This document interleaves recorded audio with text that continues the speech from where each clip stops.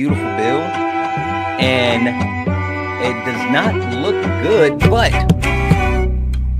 that does not negate the fact that I still think it's going to happen. I don't know, guys. How do you feel? Again, guys, tap the screen. Let's get the likes up to 8,000 likes. As soon as we get up to 8,000 likes, I will go ahead and open up the panel. I'm going to bring up my backup.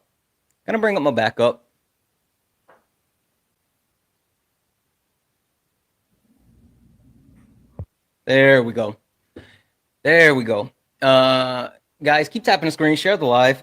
Yeah, so it's an interesting day. I was watching some of the actual information, or I was watching some of the, I don't want to call it a hearing, but as they were basically, standing around kind of doing some jockeying, something interesting happened, right? So Lisa Murkowski? I think that's how you say her name. Anyway, the senator from Alaska, right? The one who pretty much brought the bill to the floor, right? She ended up giving up her vote to get it to the floor. And another desperate take of what? Help me understand. I'm assuming that you are a Trump supporter, so I'm just going to go ahead and mute you. Because I would love for you to get in the box and explain it. Request up, bud. How about that? If you're a Trump supporter, get in the box. If you are someone that supports Donald Jimothy Trump, get in the box, guys. I need you to keep tapping the screen. Let's get the likes up to 8,000 likes. I don't know what's going on with the likes, but it's moving super slow. Tap the screen, share the live. I'm going to keep resetting this daily gift goal to these little 1-cent goals so it can help push us out to the FYP, if you don't mind. But yeah, Lisa Murkowski from Alaska, she ended up giving the yes vote to bring the actual bill to the floor.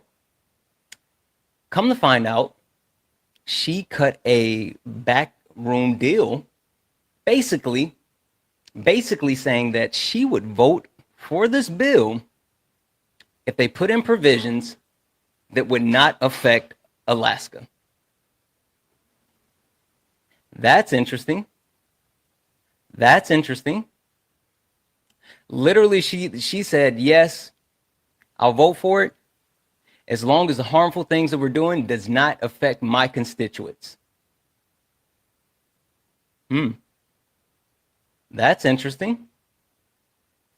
So they actually found that out, and they have now struck that from the bill. And so if Lisa Murkowski actually votes for this bill, then yeah, Alaska will be affected as well. Guys, tap the screen. I'm going to go ahead and start bringing people in. I don't know what's happening with the likes. I just think the likes aren't moving for some reason. So I'm just going to say F it. If you are a Trump supporter, get in the box. If you are someone that supports Donald Jimothy Trump, get in the box. We are looking for some debates. Hello. Yeah, guys, I'm going to, if we can knock out the daily gift goal, it's again the little 1-cent coin or 1 coin gift goal. That'll help get us pushed out to the FYP. Which we desperately want to get out to the FYP so we can get more people in. So hopefully we can get some, I'll be nice. Hopefully we can get some smart Trump supporters in here so we can have a conversation. Let's say it that way. We can get some smart people in here to have a conversation. We'll say it that way. Guys, send your daily heart me. It's only 1 coin. It will help boost the live as well. And also when you send your heart me, just remember you have to go back in and you have to claim it. It's really important. If you don't hit claim, then it doesn't count. So make sure you go back in and actually claim it. The GOAT, I think it says, or the GOATness. Yeah, what's up, Are Santana? you a Trump supporter? Yes, sir, I am. Okay, perfect. And I'm assuming you know who I am because you said, what's up, Santana? I sure do. Well, and it's also your profile name. But yeah, I've seen you around. Oh, awesome. All right. So since you know who I am, you've seen me around. Do you know what this is? So, I mean, just doing a wild guess, it's probably not all that different from the other anti-Trump or anti-MAGA or pro, leftist lives, I'm imagining. I think this is going to be a lot more unique than any other live that you may have seen. Okay. Enlighten me. What's up? Yeah, no worries. Listen, so you know who I am. Let me give you a proper introduction to what this is, and we'll let everyone else in on this as well. Ready? Ladies and gentlemen, welcome to the main event.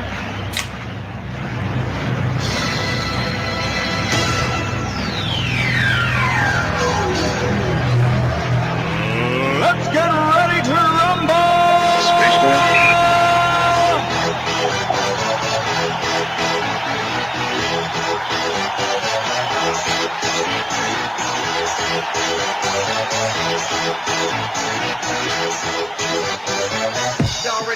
Welcome in, guys. This is Sparring with Santana, one-on-one debate with Trump supporters. If you are a Trump supporter, get in the box. If you are someone that supports Donald Timothy Trump, get in the box.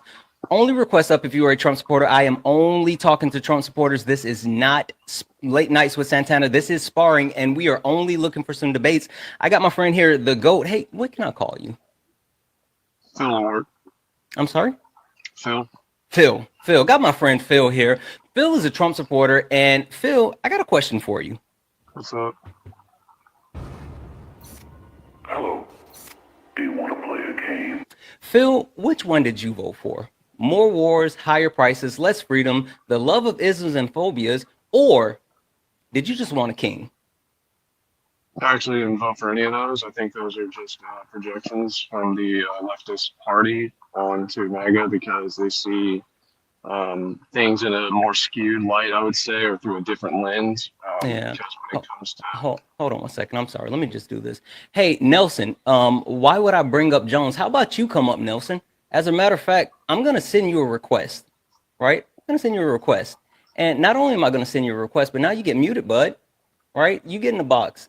You can come up and talk about it like a big boy, or you can just shut the fuck up. isn't Jones canceled? Yeah, he was very problematic. It's a lot of stuff. People are weird, you know. I did see his live that he hosted a few weeks ago, maybe a couple months ago, where he came out from the shadows and tried to garner the last bit of sympathy or money that he could have before he's fully canceled. Yeah, well, I mean, people are weird, and hopefully, you know, he's working on getting his life together. But I mean, if you know, if the guy, like, it's weird that they want to chit chat about it in the comments, and when that has nothing to do with the conversation. But whatever. All right. So, your point, you're saying you didn't vote for any of these things. So cool. You get the opportunity to prove me wrong. Phil, tell me what you voted for. First and foremost, I'm not saying I'm a single issue voter, but if I were tied down to one and I had to be put my feet to the fire to say which my one singular issue would be, it would be abortion significantly. AB. Sure. Mhm.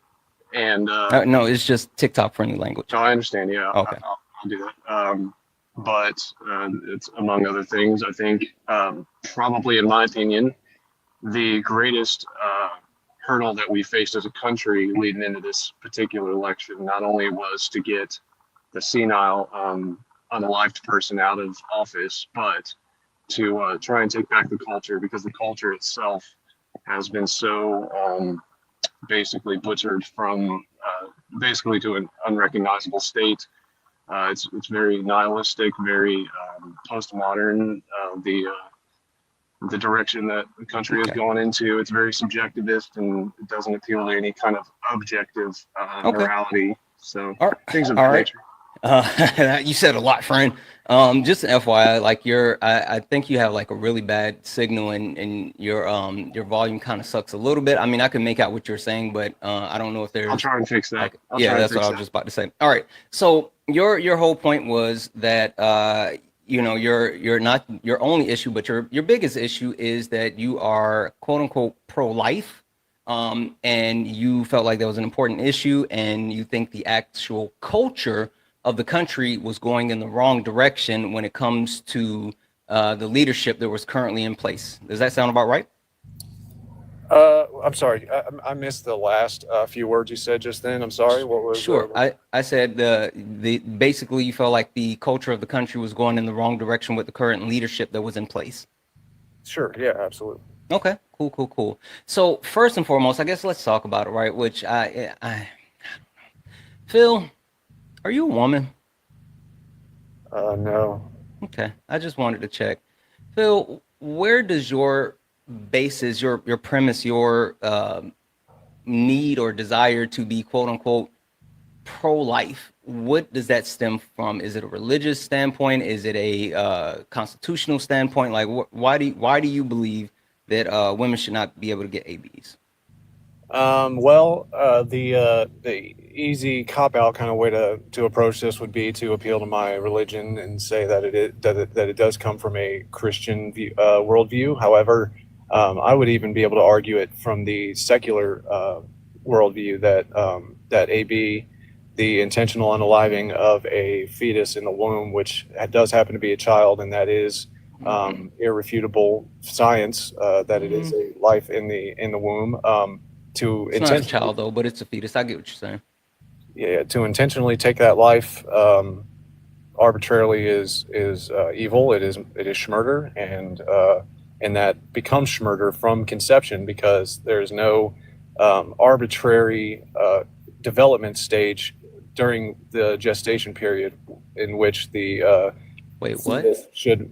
There is no arbitrary development stage in the gestation period where a fetus should be granted Hey, life, Phil, should be granted worth. Phil, is there a period of time where if the fetus was removed from the woman's body, that it would not be viable, and there's a pretty much 0%, not 0%, because that's extreme, but a more likely than not possibility that it would not survive outside of the womb?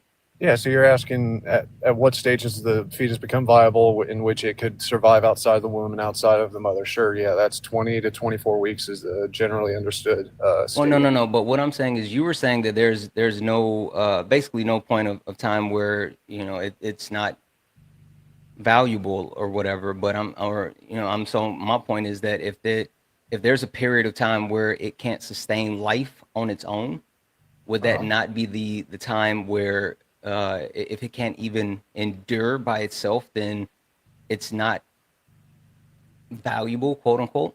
Yeah, a brain unalived person is also unable to go on without any support, Hmm. medically or otherwise. So Hmm. you should just be able to unalive brain dead people.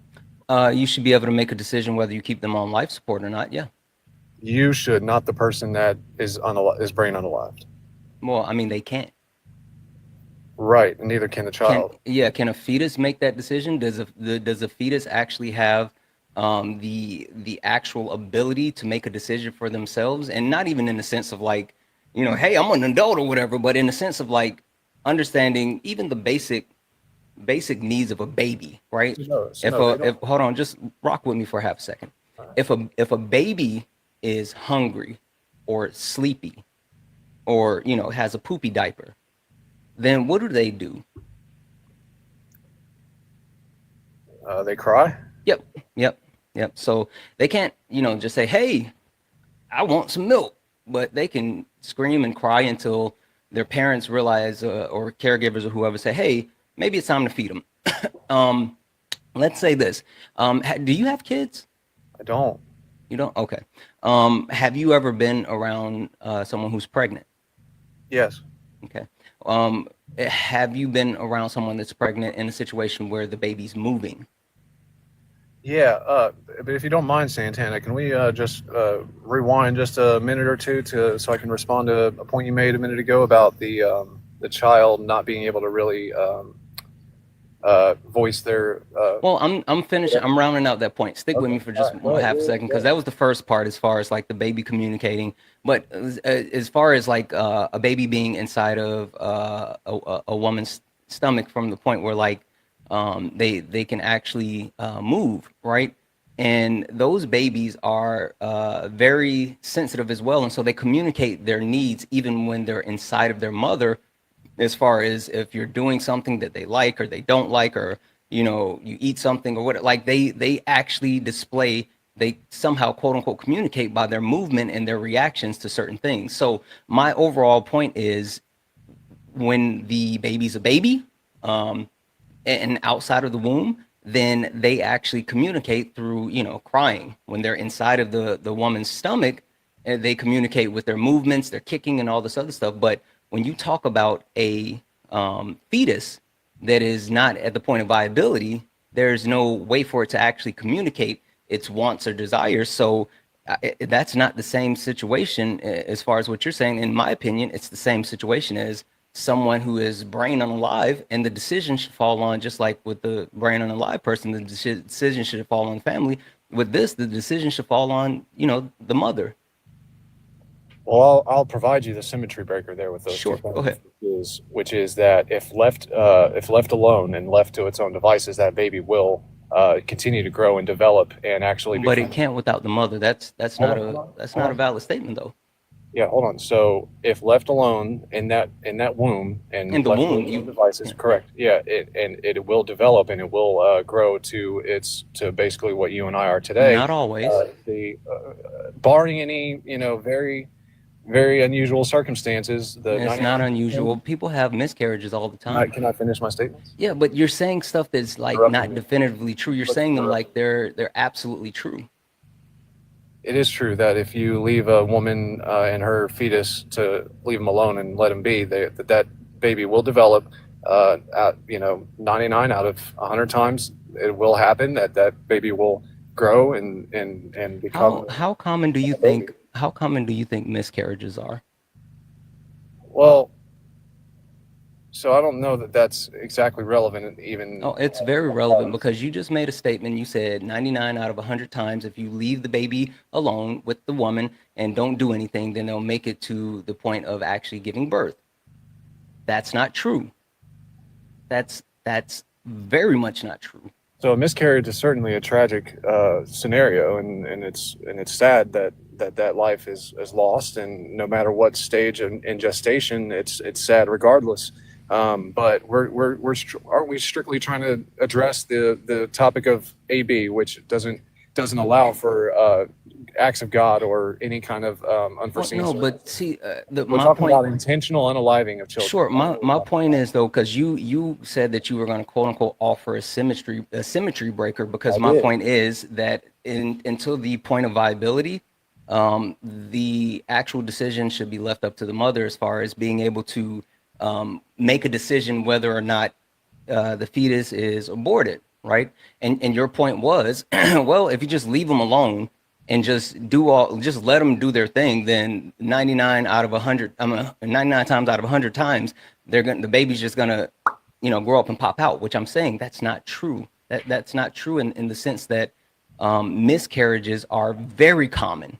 Very common. There's multiple people who try over and over and over to have children and have miscarriages. And even with that being said, they get out of the like scary first trimester area. They get into the second trimester, close to the third trimester, and they still lose their child. So the point that I'm making is you can't just say, well, just if you leave them alone 99 times out of 100, they'll have the baby. That's not true. That's not a true statement. So then the logical entailment of your point just there is that if a surgeon performs surgery every day and someone comes in that is getting a very routine surgery done, yet this one surgery has a very high propensity of complications to happen, and because there's that chance that there could be a complication that arises, we should just avoid having the surgery altogether and just let the person out alive, right? No, I say the surgery should be the decision of the person. It's the surgeon. You see? If the person wants to get the surgery, understanding that there's a risk that they will unalive, then the person can actually make the decision about whether they want to have the surgery and unalive. And listen, You're giving the decision making power to the surgeon in this analogy. How are you giving the decision making power? That doesn't even make sense. Say it again. Start over. Say it again. So the surgeon who is about to operate on a patient, and this patient knows that there is a chance of it having complications, and so they say they still want to go through with it, but the surgeon knows that there's a high likelihood that there will be a complication. Oh, I get what you're saying. Yeah, the surgeon just decides we're not going to have it because there's a high likelihood, and so we just let them unalive. Because Sure. that's the symmetry there. Sure, I get what you're saying. Hey, did you know that surgeons actually do that right now? So Did you just say so? yeah, what's the relevancy? The relevancy is your scenario that you gave is not some wild hypothetical. It's something that literally happens right now. Surgeons can make the so is the decision mass whether they feel unaliving like they want to babies. take on the surgery based on the fact whether it's risky or not, no matter if the person needs that surgery or not. That is wild that your example makes no sense. No, it does, because just like they're happening every day, so are millions of unalivings of children happening every day. So they're very quite similar. No But one's unaliving children. The it's fetuses happening. aren't children. They are. No, they're not. Cool. Because that life begins at conception, that means that they are a child from conception Sure, until I they're hear born. you. I hear your thought process, but what I'm telling you is up into viability, that quote unquote child, fetus, is dependent on the mother. And if the mother is in a position where she decides that that dependent will no longer be something that actually is Okay. reliant on her, then well, that's her decision. All right. Well, a 3-month-old isn't still entirely dependent on their mother or father to feed, clothe, bathe, whatever to them. So if a mother just decides that their 6-month-old they don't want to feed them today, can they just let them die? No. Well, you just said that if the baby's fully Yeah. dependent on the mother, Again, the baby's fully if dependent on the mother, then the if mother has the the right wait to choose. a 3-month old, does the 3-month-old specifically need their mother to feed them, or does the 3-month-old need someone to feed them? Someone. And Okay, they- perfect. Now, By- the fetus inside of the woman prior to viability, right? Does the fetus inside of the mother prior to viability need the mother's resources or someone's resources? the mothers, but technically they could be fed through central line by another means. I mean, I'm just saying you can sustain a fetus inside a woman if the woman is incapable of. Yeah, listen, I hear you. So the thing that it sounds like you're hoping to do is just, even if it's a possibility of a woman just being an incubator, then you're moving to that direction. Cool. Question for you. You support like social safety nets, right? Like, universal health care and food assistance and like all of those things, right? So absolutely not universal health care, and honestly, I think we need to reel back a whole lot of our current social programs. I think we need to dial them in quite a bit and minimize how many people are taking advantage of them. But yes, I know where you're going with this. Cool. It's a very common and played out cliche talking. I hear you. So let's hear you defend it. Hold on. Okay. Sure, So, go. so you want to claim that, well, we're not pro-life, we're just pro-birth, and that we want to force women, we need to force women to actually have these babies and don't actually care once they are born what actually happens to them. And Sure, even go ahead. even if they're born into a poverty. Sure, go ahead. You're pontificating. Get to the point. We're on the same page. Yeah, I'm just saying I know exactly where you're. Yeah, about I to- hear you, but now you're pontificating. Go. So my underlying point to all this is that it's agreed upon across the entire scientific community that life begins at conception, and so if that's the case, everyone who is alive has the right to not be unalived, and even if the mother may not have the fiscal means or the physical means, whichever it may be, whatever the reason may be, even prior to viability, they don't have the right to unalive that baby, because here's Hey, the thing. Phil. You can make a decision Phil? on your own life, but you Hey, can't Phil? make a decision on someone else's Hey, life. Phil. Yeah. I know what bullshit sounds like. This, what you're speaking, is the same frequency as that shit. Phil. Like what your mumbo jumbo saying, oh, it's scientific, scientists actually accept that. No, one, that's not true, but also like I hear you. Now tell me why you are okay with actually making women have babies, why you're okay with making women have babies without actually providing adequate needs, adequate means to meet their needs and to ensure that once these babies are here, that they're not, in situations where they can't even have, like food to eat. How about that? Hey, I'm going to be the first one to tell you I agree with you that first of all, Republicans, even if we don't really reach across the aisle very often, we don't even have a unified agenda between ourselves currently in the current state of Congress. So trust me, you're not going to get any pushback from me on that fact, and I certainly think that there are changes. So cool, but why are you sitting here? Because I started off with saying, hey, do you support these social safety nets? And not only did you say no, you don't support them, you said they need to be rolled back. But at the same time, like again, the smarter path forward, right? If you truly believed in your agenda, if you truly believed in what you were, trying to get done as far as protecting lives, then it shouldn't be just protecting lives before they get out of the womb. It should be protecting lives, period. And you should actually do everything possible to continue to protect those lives and encourage people to have babies. Listen, if you want people to have babies, then houses need to be affordable. If you want people to have babies, then food needs to be affordable. If you want people to have babies, then healthcare needs to be affordable. Like if you want people to actually have babies, then why not fix all the other things around people that are saying, I can't have kids right now because everything's so expensive. I can't have kids right now because I live in an apartment. I can't have kids right now because I don't have health insurance. Why not fix those things? Prior to the establishment of government, were people having babies? Who gives a fuck? We have the government now. Like that doesn't make sense. It's always wild to me when you guys try to go back and say, well, we used to do things this way and we used to do things this way. We used to fucking cook with wooden stoves. We don't need to cook with wooden stoves anymore. That's a nonsensical point. We also don't need to place our entire existence in the possibility of existence in the government. We don't need to rely as much as we do on the government. And when we can, then why do you want the government to actually, if you don't want the government to be something that we rely on, then why do you want the government to dictate what people do with their individual bodies? That doesn't make sense. You're not. So the problem with that is you're not talking about what decisions you're making on your own body. You're talking about making decisions on someone else's body. It's your own body. For you to sit here, you can try to obfuscate all you want to, but until the point of viability, that fetus is completely reliant on the mother and cannot survive without the mother. So it's the mother's decision. I tried to give you a warning a minute ago. I got to get back from lunch, but I appreciate the conversation. All right.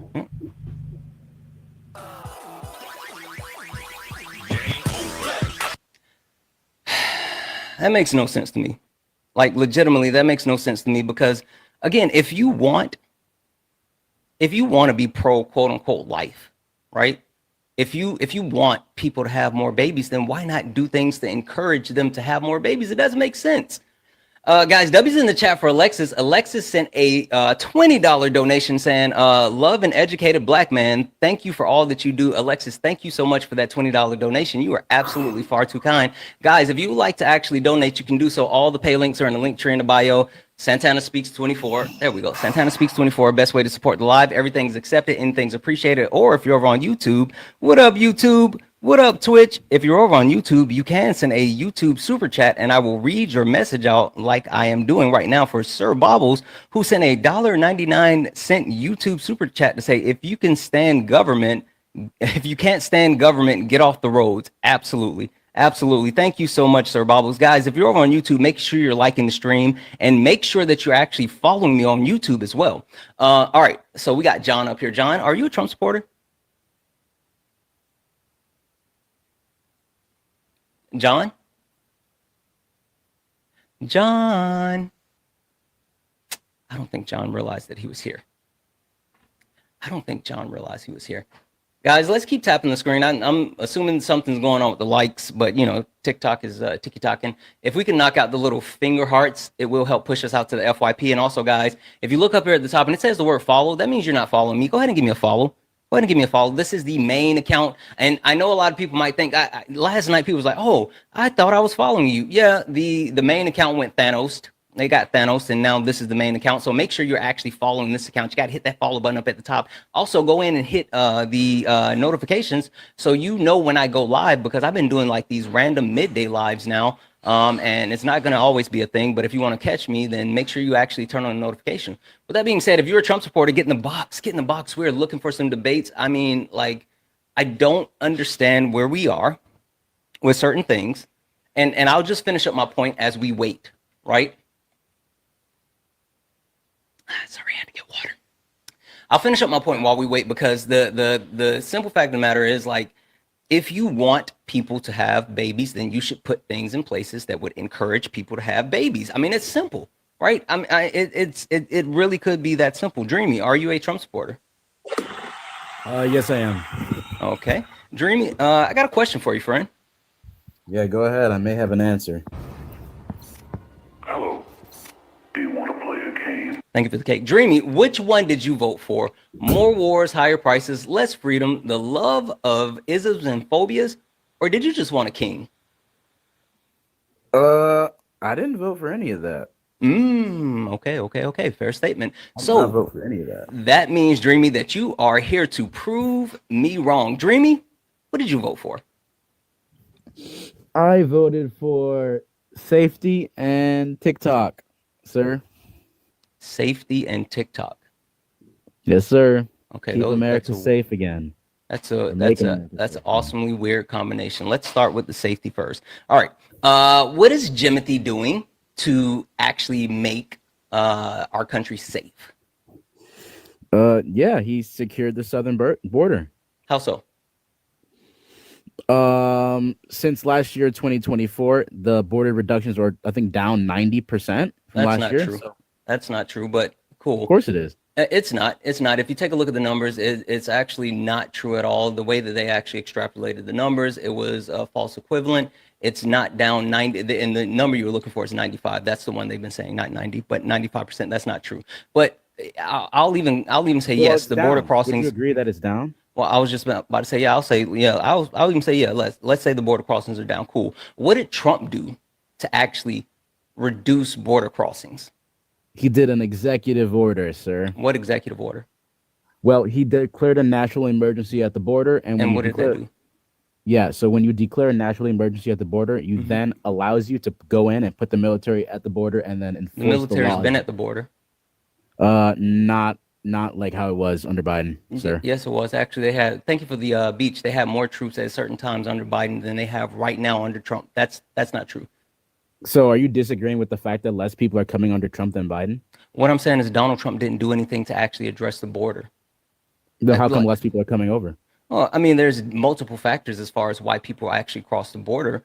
I mean, you could take a look at the need and desire to cross the border. You can take a look at the actual availability for legal crossing. Like, there's multiple factors, but my point is, if Donald Trump actually did something to address the border, I would need to know specifically what he did, because outside of him doing something, I mean, outside of you saying that he's doing something, there hasn't actually been anything done to address the border. I mean, not like there was a bipartisan border bill that was on the table that was, unalived by Trump or something.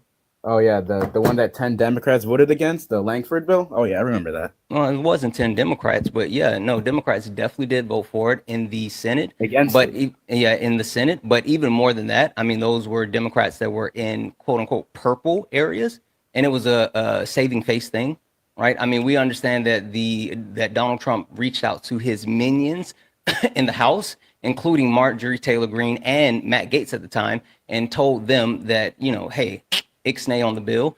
And they passed that along to the Senate and said that if they were looking to actually pass the bill, they were going to filibuster it, and they weren't going to let that bill pass. So yeah, you can mention the quote unquote Democrats that actually voted to cancel the bill, but the one thing that you can't actually do is tell me anything that Donald Trump has actually done as far as passing legislation to address the bill, and he's been in office. Yeah. So he also reinstated remain in Mexico policy. We're now Remain in Mexico isn't beneficial at all. Remain in Mexico. I love how you guys know it's not. It's a nonsensical policy, and it is not something that actually reduces the amount of people crossing. It's not for undocumented crossings. It's for legal crossings. asylum. Like what? So are you saying that the people crossing through the southern border were not legal crossings? I think they were asylum seekers. No. Yeah, no, you do that's what understand. remain in You Mexico understand does. when you talk about border crossings and they talk about the border crossings being down, they're talking about undocumented immigrants coming into the country, not like legal crossings with asylum seekers. Oh, okay. I'm talking about asylum seekers. And what does asylum seekers have to do with any of this? Well, asylum seekers were the ones that were coming through the southern border through the CBP-1 app. Yeah, Right, but or you not? you also understand that they're not talking about like border crosses being down when they talk about asylum seekers, right? That's not the course they are. statistics. No, it's not. It's not. But they're talking about the gotaways. No, You don't they're know not. your There were information, some do you? gotaways. Santana, there were some gotaways, but most of the border crossings throughout the Biden administration were asylum seekers. No, they weren't. Those Yeah. Okay, were cool, Santana. cool. Yeah, they Tell were. me, tell me where I can find that information where you're saying that most of the actual documented information. Because what number are you saying? Give me the number. Give me the number that you're gonna say that of immigrants that came into the country under the Biden administration. I say at least 10 million. Cool, And that's 10 not million. So including. so That's wait, not. wait, By wait. the No, way, no, just no, let me no, no, say. no, Let me no, say no, no, something. no, no, That's no. not Stay right here with me. No, Gotaways. no. By the way. So the 10 million, you're saying there's 10 million asylum seekers that came into the country under Joe Biden. Asylum seekers, mostly asylum seekers. Sure. Yeah, but Give me a gotaways. source that Gotaways tell aren't me that there documented. were 10 million asylum seekers that came through the southern border under Joe Biden. Okay.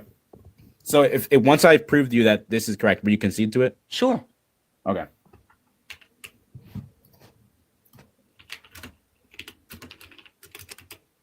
Guys, as we wait for this information to not be proven, tap the screen, share the live, right?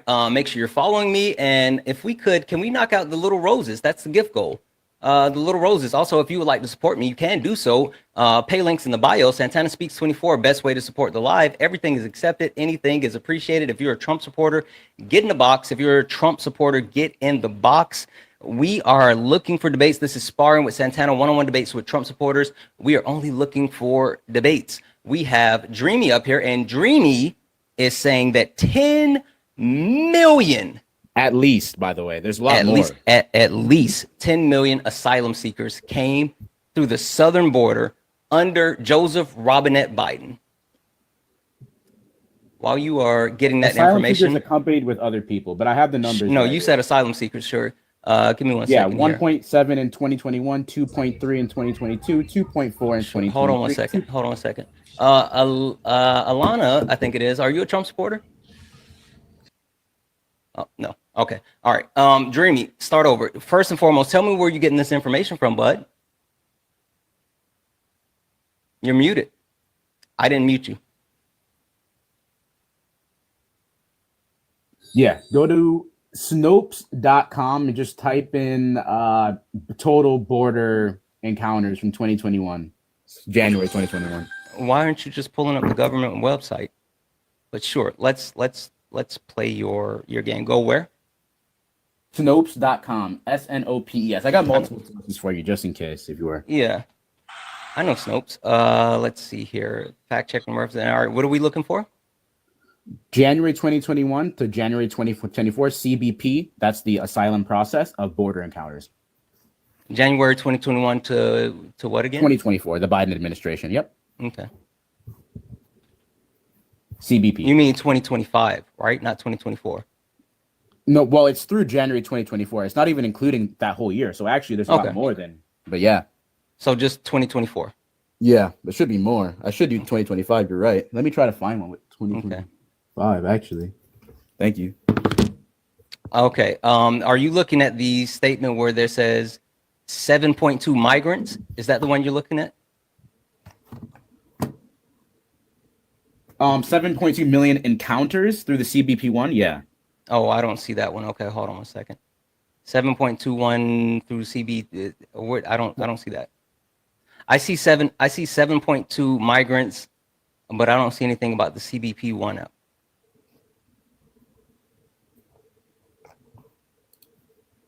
How far down the list is it? Let me see.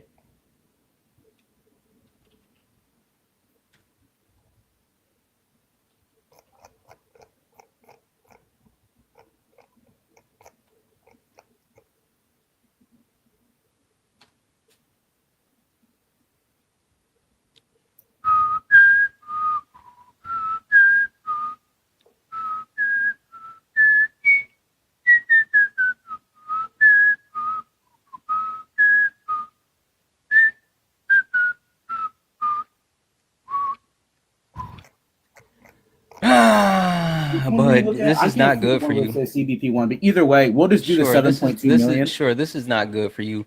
So what I did, instead of waiting for you to pull up the information on Snopes, I went to the Office of Homeland Security. All right, Office of Homeland Security, where they specifically map out the amount of asylum filings. And yeah, So they have the information here from 2001, 2002, 2003. They don't have 2004, right? So what's it from 2021? I would have to go back and look for the further information. But let me just. That's the point, though. Well, how many asylum was from 2021? Oh, here, look. This is the chart from 2021 to 2023, right? So just an FYI, all right? In 2021, there were a total of 63,340 asylum seekers. In 2022, there was 241,280 asylum seekers.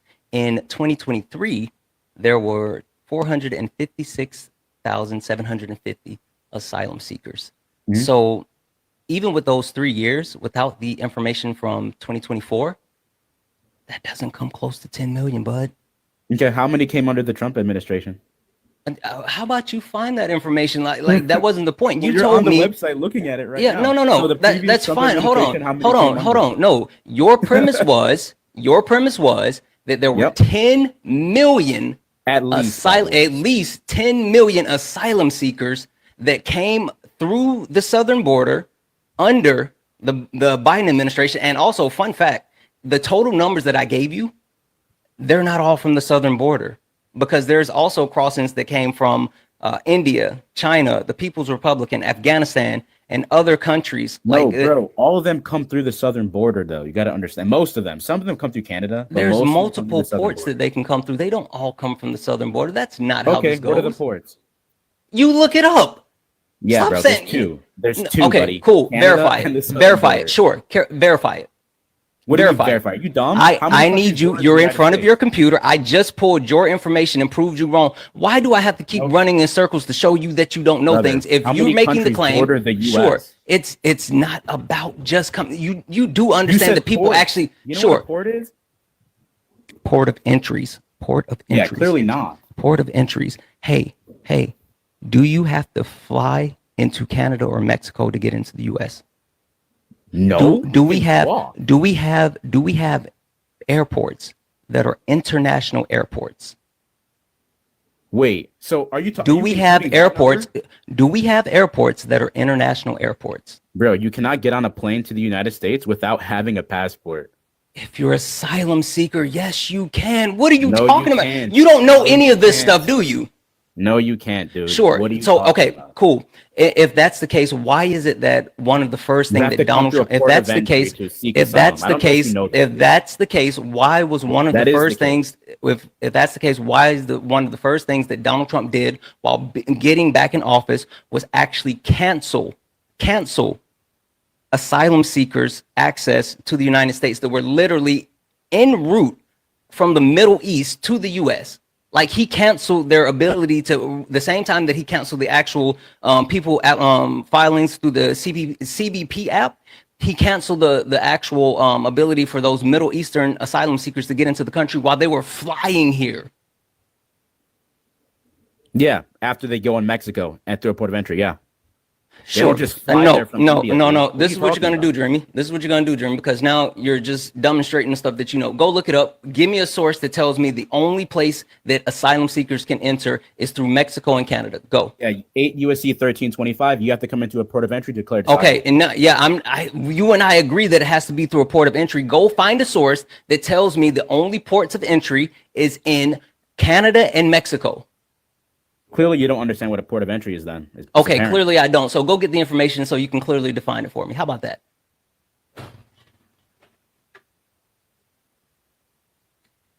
It's wild.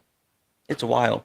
I mean, like, let's not get away from the actual original claim as well. So, guys, as he gets that information, I do want to remind everyone that his original claim was that there was a total of at least 10 million asylum seekers that came into the country under the Biden administration.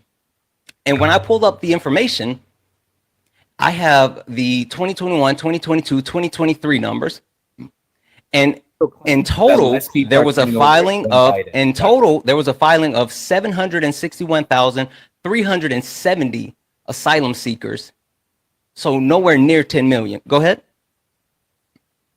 my initial claim was less people are coming over now. No, than it yeah, was in no, 2023. you hold on, do you said, agree or I disagree? said, sure. I said, put a number on it. You said, oh, at least 10 million have come in. I said 10 million. And you said asylum seekers, because we were talking about undocumented immigrants. You said, oh, we're not talking about that. We're talking about legal immigrants. We're talking about asylum seekers. And that's when you said 10 million asylum At least. seekers. At Yeah, least. and it's not even for the 3 years that I have, it's not even 1 million. So are you telling me that you're telling me that 9 million and a quarter of more immigrants came over in 1 year? Well, what I'm saying is, Santana, and if you listen and let What me you're speak, saying, what you're saying is absolutely wrong. Now give me that source that tells me that the only ports of entry are in Canada and Mexico. Yeah, well, if you know what a port of entry is, there's only 2 countries that border the United States, sir. What are those 2 countries? Are you gonna give me the source? If you know, you don't know geography though, so I don't feel like if you're smart enough to have this conversation, unfortunately. Yeah, I don't think that you you're. are, I dude. think that I'm you're not gonna lie. mediocre. I think that you're mediocre enough to think that you can bullshit your way out of answering the question, but you can't. Now, give me the source that tells me the only 2 ports of entry are in Canada and Mexico. Port of entries to declare asylum, by the way. Sure. And yeah, they are.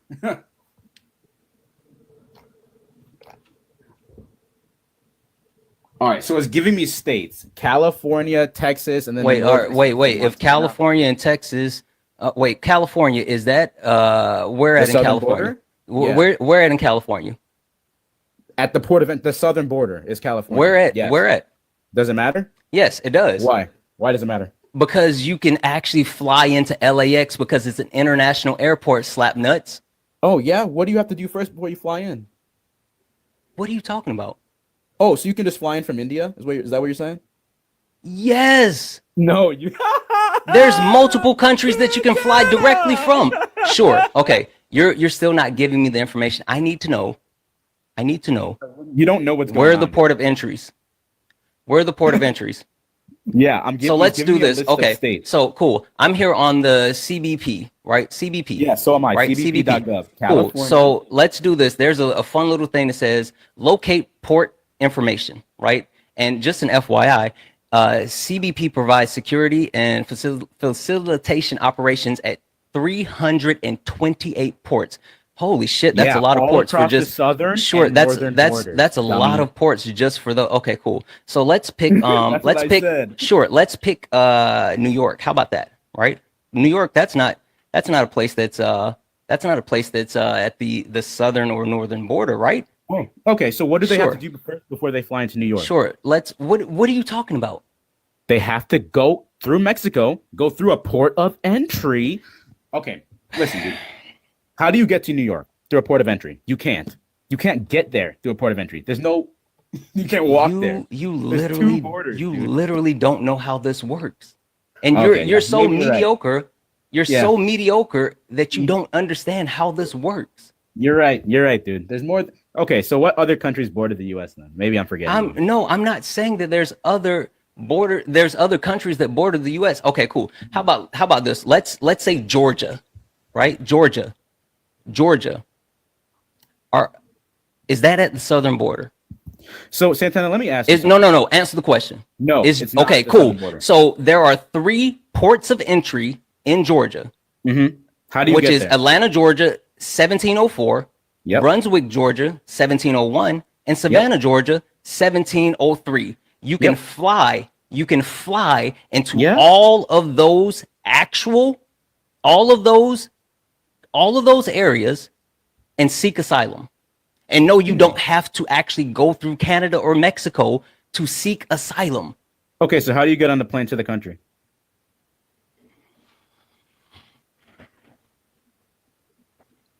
So you're telling me they're flying You from tell India me. to seek asylum You in tell me. Georgia? You tell me. Santana, that's not how it works. How do you get on the plane? Okay, you tell me how it works. Okay, so Santana, like you said, they're coming from China, India, Iran, and all of that, right? Mm-hmm. That's what you're saying. Mhm. So why is it that they're flying and coming through the southern border from those countries if they can just fly from their own countries and do it from there? They don't. You keep making this up. Oh my! You keep okay, making so you don't okay. know how it works. So You don't know I'm how it works. like, this is the second You time I've literally had to don't know actually. how it works, Santana. This is the second time that I've had to pull up the information and correct the bullshit that you're spewing. Now the third time I'm not going to do it. You find me a source saying that they have to come through Canada or Mexico before going to a port of entry, which doesn't even make sense. Why would they fly through No, a port of that's not what entry I'm to get saying. to a port of entry? That's not what I'm saying. They have to come through a port of entry through one These of the borders. are port of dummy. entries. Through What- one of the borders. You don't understand that, dude. It's unfortunate, but you just don't get it. You can't. You are India to so Georgia. mediocre that you're You so can't fly mediocre from that this India to literally Georgia and this claim is asylum. painful. This is Asylum- painful. Here, Santana, let me ask you one question. No. Don't. I don't No. want to hear. I don't want to hear your questions. I want you to verify your statement. Verify your statement that you have to come through the southern or northern border before you can go to one of the ports of entry inside of the U.S. that's not at an actual a state that borders Canada or Mexico. Verify it. Yeah. So Santana, let me ask you one No. question. Verify it. Santana, you don't. No, Don't verify dodge. it, because you're bullshitting because you know you're wrong and now you're trying to pivot again. I've let you pivot multiple times. Prove your point. Santana, you're saying they're No, coming through Georgia. Dreamy, prove your point. Oh my god. Prove your point. So Santana, you could let me. ask you a No, question? Dreamy, prove your point. So I'll consider this a concession. all right? No, So we can move you on. won't, because you're fucking wrong. Prove your point. What do you want me to prove? I want you to prove that you have to go through the southern or northern border prior to you going to any other quote unquote port of entry within the US. Well, Santana, can I ask you something? No, you cannot. Prove your point. But you don't understand, dude. I You don't give a understand. shit what you're talking how about are they now. gonna Prove get- your point. How are they going to get on the plane? Sure, prove your point. So you don't understand. Hey, Sure, prove your point. I'll take this as a concession. No, Santana. prove your point. You have a good rest of your day. Yeah, dude. see, you're running because you're fucking wrong and you're mediocre. You're fucking wrong and you're mediocre and you're Yeah, so. they're flying Listen, in from the India. They're wild flying thing from is India to the Georgia, wild guys. the wild thing is you've made two outlandish claims and I've disproved both of them, and now you want me to actually disprove a third because Oh, you don't. Yeah. Okay, so you Sure. disprove the. Okay, Sure. Shut the fuck up. you disprove the point. No, of- you're gonna shut up. coming in now? You're gonna shut up. So, because now I'm gonna actually disprove your information again. Stop coming off mute because you're trying to actually fucking crash, and I don't want you to crash yet. Stay right here. Since you wouldn't actually verify the information, I'm gonna verify it. Stop.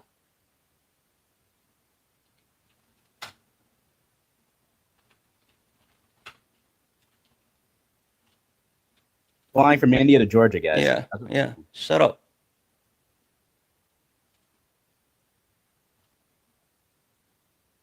Border, less people are coming over. Thank you, Trump. Yeah. Whatever.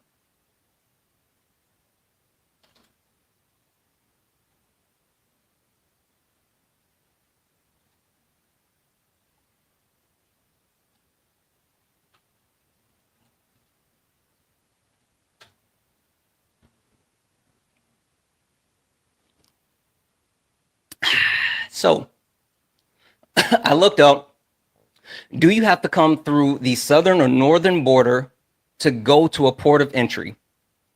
And very easily, it cites the CBP, help.cbp.gov. And no, you do not have to enter through the southern or northern border to go to a port of entry.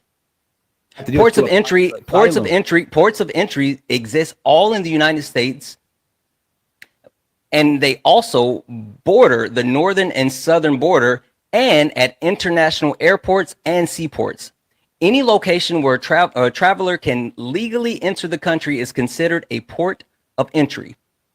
So again, the third time you made a statement that was not only wrong, but you said it with your whole chest because you're mediocre, and then you actually lied and you wouldn't substantiate your claim. Now, can you concede that you were wrong?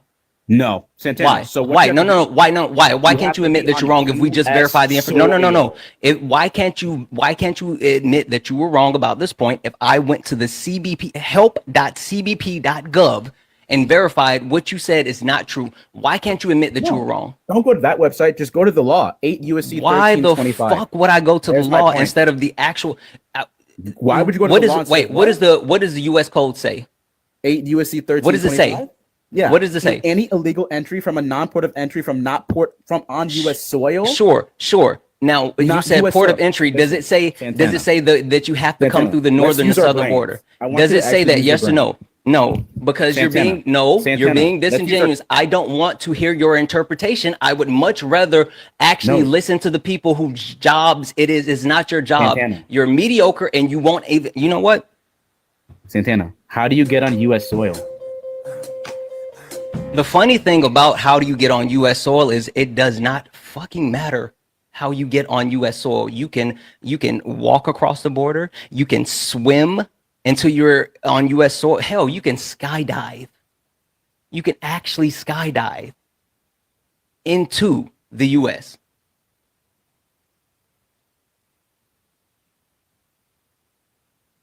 The fact that it's not even about being wrong.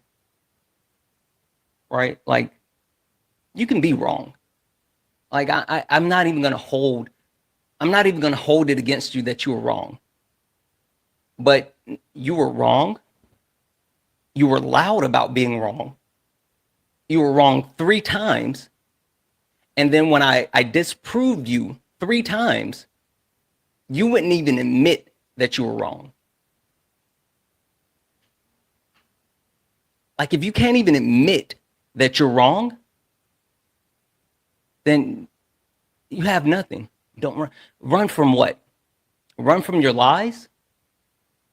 You literally lied the entire time and were wrong. You sat up here, you laughed and you lied, and I proved you wrong, and you wouldn't admit that you were wrong because you're fucking mediocre. Maybe don't be mediocre.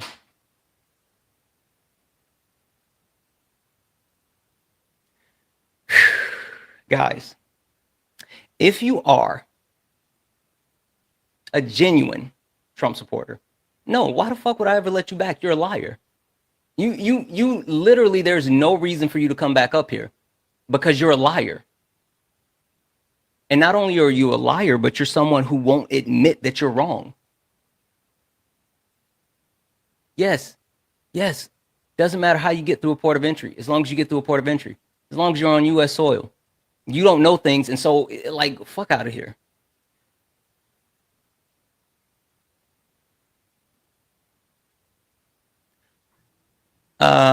Lotus, are you a Trump supporter? Yeah, absolutely, brother. Of course. Okay, perfect. Lotus, hold on 1 second. Hey, Dreamy, guess what? Now you can't even lie in the chat anymore. How about that? Dreamy, before we get started, are you someone like Lotus? Can you admit if you're wrong? Can I admit when I'm wrong? Yeah. Sure. Okay. All right. I mean, that's all I need. I'm not saying that you're going to be wrong. I don't know. I don't know what your position or your stance is, but like, I just wanted to know. That was it. Okay, cool. So you are a Trump supporter. Got a question for you. All right. Hello. Do you want to play a game? Lotus, which one did you vote for? More wars, higher prices, less freedom, the love of isms and phobias, or did you just want a king? I voted for less inflation and less taxes. That's what I voted for. Okay. Cool. So let's. So you are here to prove me wrong. So let's get into it. Lotus, I like the last point that you said, so I want to start there. Is that okay? You can start wherever you want. Sure. So you voted for less taxes. Tell me about that. That is correct. Mm-hmm. Tell me about that. I like paying less taxes. I do too. Tell me about it.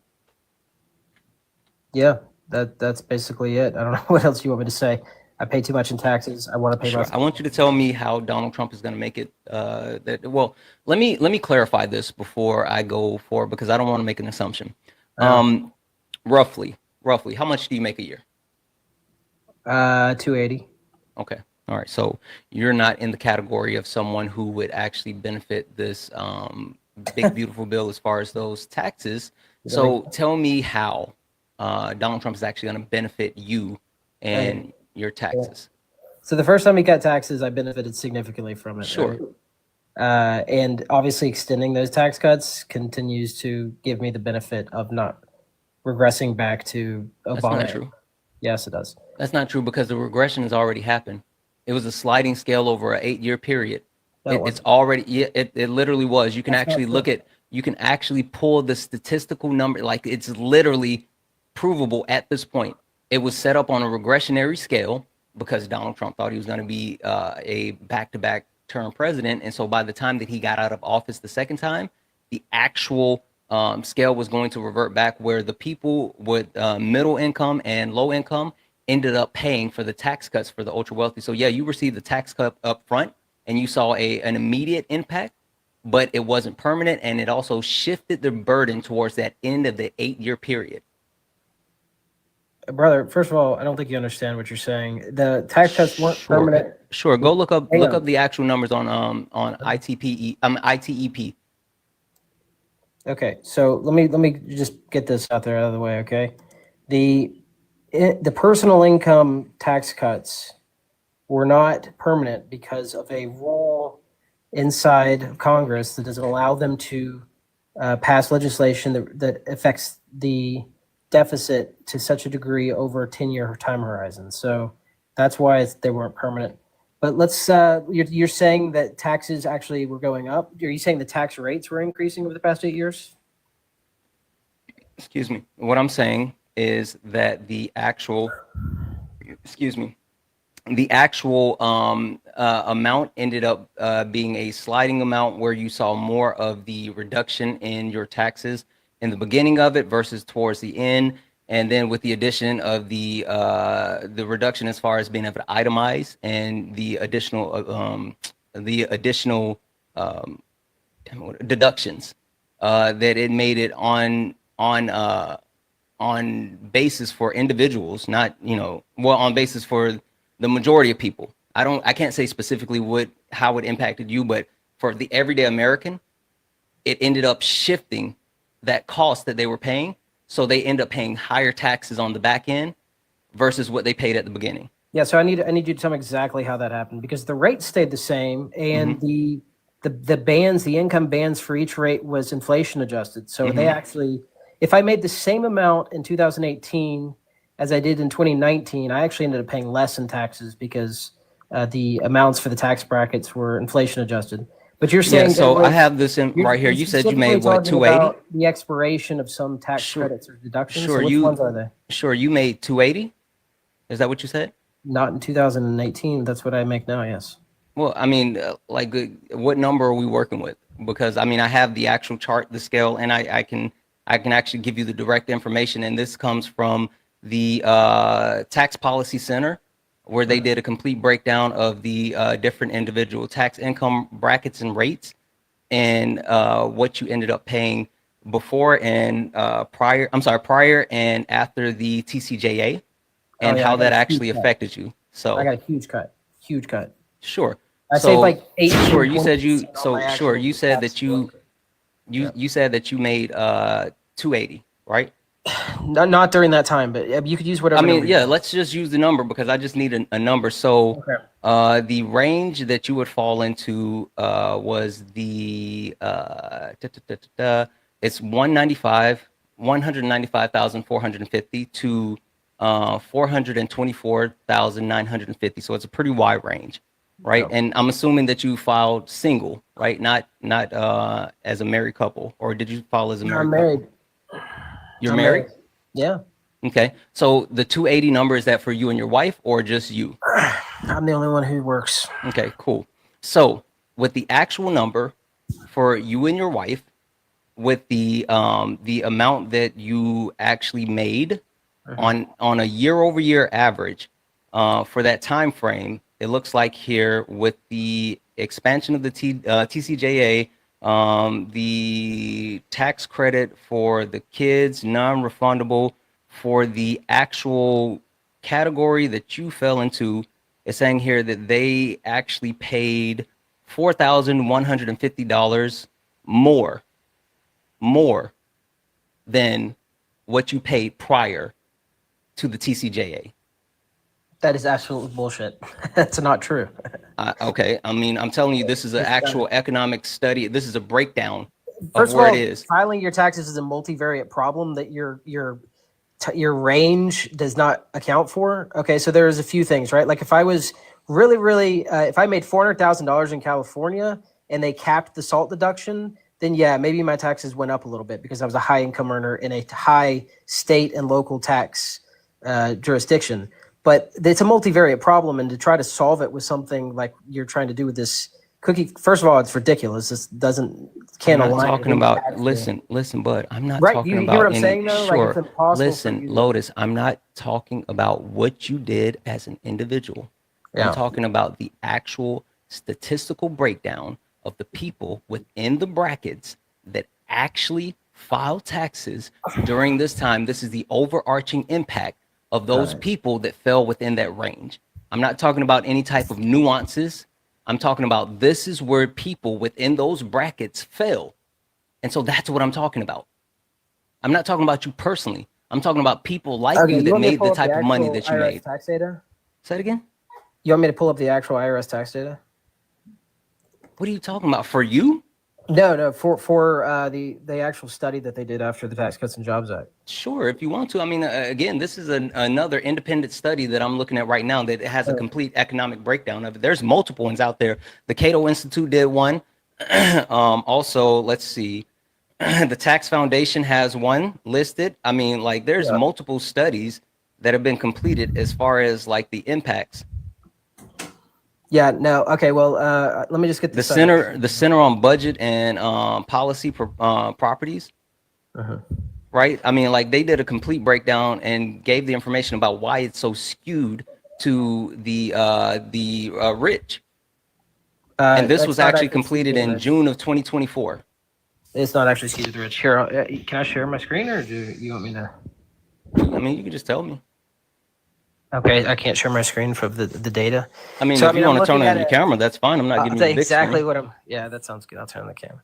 So I'm looking at an actual breakdown of the effects of 2017 Tax Act, right?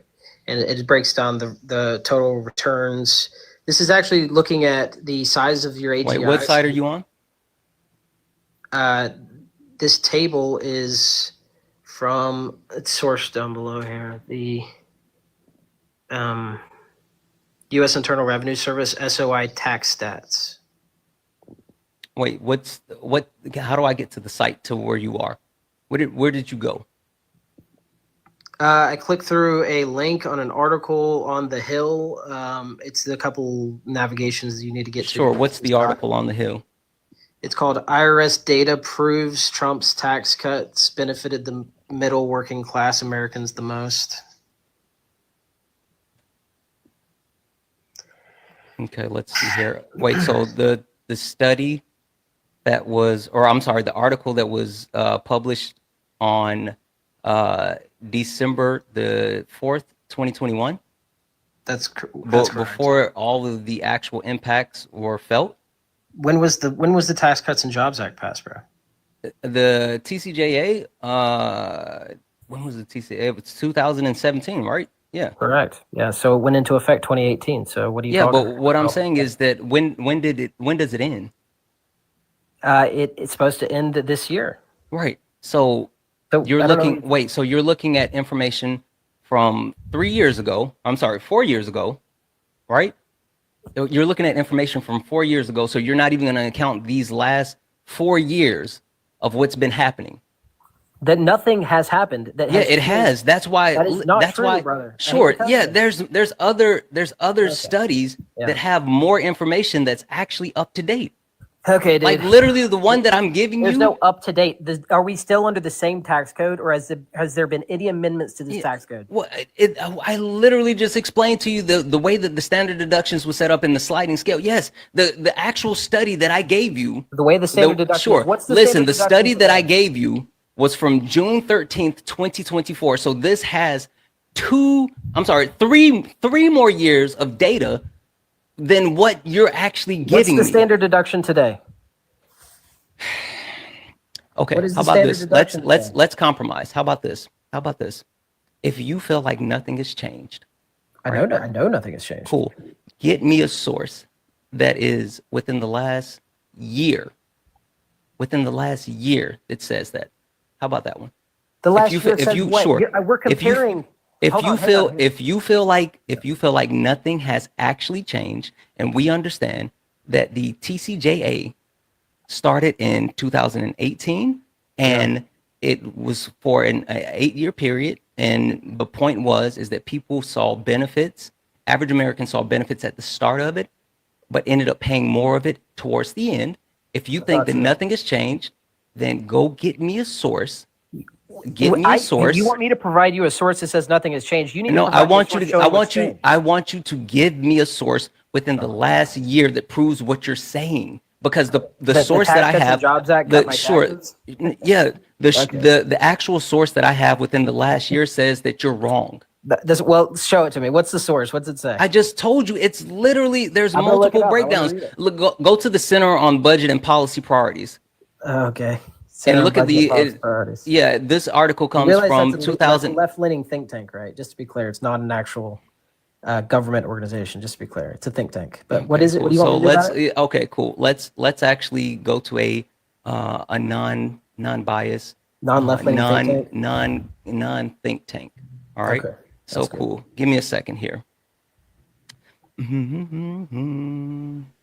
I just got to be clear with you, man. So- I mean, I pay like $80,000 a year in taxes. I follow it pretty closely. I'm very familiar with Yeah. it. Again, but you keep Tax saying code, you keep and I can saying assure that. you that they have not been increasing. Sure, but you keep saying There have that. been But I'm some telling you changes that to, I'm like, not the talking child about tax your. code. You keep talking about your individual experience, and I'm not talking about your individual experience. I'm talking about the average experience of the people that's within your actual income bracket. That's the point. Well, my That's the income point. bracket, according to you, is all the way up to 400,000. By the way, and that makes a big difference if you live in a jurisdiction. It really comes down to SALT deduction. Honestly, when you really think about it, because if I paid just an enormous amount of income tax and state and local tax in California, then yes, I did get affected negatively because they capped the SALT deduction. But guess what? It's going to change. They're going to uncap it, or at least increase the cap on it. You're in the being, new bill you're that's coming being out. like you're So being all those people get you're their being taxes hella cut as well. pedantic right now. Like you're I'm you're explaining being to you exactly how the you're tax being system works. yeah, I hear you. I Okay, hear you. I am not disputing how the tax system works. All right. What I am saying is we're not talking about individual experiences. We're not talking not about we're not talking about your individual experience. We're not talking about the individual experience of someone who lives in California, New York, Texas, Florida. We're not talking about the individual experiences. We're talking about the average experience for the people that fall within that range. Within that range, bud. Dude, Within that range. I honestly just don't think that you. What's your point, dude? You need it. There's so many. It's a multivariate problem. There's so many different ways that the taxes are benefiting or hurtful depending on where you live, if you're married, how many So kids you have. let's move this on because so many you're different right. things. You're right. Let's move this on because now we're Okay. getting to the point of you're. So the point that I'm making is that on average, based off of the TCJA, it Yeah. was not something that overwhelmingly benefited normal Americans. It did. No, it didn't. There's multiple studies that prove it, and you can talk about your study from 2021. I don't give a shit. I have studies within the last year that actually prove that it didn't. But with that being said, there's also multiple factors where you say, "Oh, I voted for less taxes." Well, I mean, one of the biggest points that Donald Trump ran on was increasing taxes. Yeah, on large multinational corporations. Yeah. No. Yeah. Nope. But a tariff is, but- When did he actually run on increasing taxes on corporations? Tariffs. That's exactly what a tariff is. I knew you. Listen, you fucking liar. You tried to twist that. What is a tariff? Sure. Who pays tax? the cost of the tariffs at the end? The importer, which is the large multinational corporation. Are you telling me that those actual costs will not be passed on to the consumer? Be intellectually honest. Don't bullshit me. Yeah, no, not some, not some. Not all. It's ridiculous. Okay, cool. There's cool. margin compression. Sure. Alternative. Sure. I hear you. Tell me, give me this good Samaritan of importer, this good Samaritan corporation that eats the additional cost. How about this? Yeah. How about this? Why was Donald Trump so mad at Walmart? Why was Donald Trump mad at Walmart? Mm-hmm. Probably had something to do with Walmart lobbying against him because they import so much from China. No, that's not it. No, that's probably it. You're being intellectually dishonest. I see where you are. Does Walmart import a lot from China? I see. Yes. Did Walmart speak out against the tariffs? No, they didn't. Yeah, they did. Absolutely didn't. What? So Donald Trump was upset at Walmart because Walmart openly admitted that the tariffs are going to force them to raise prices.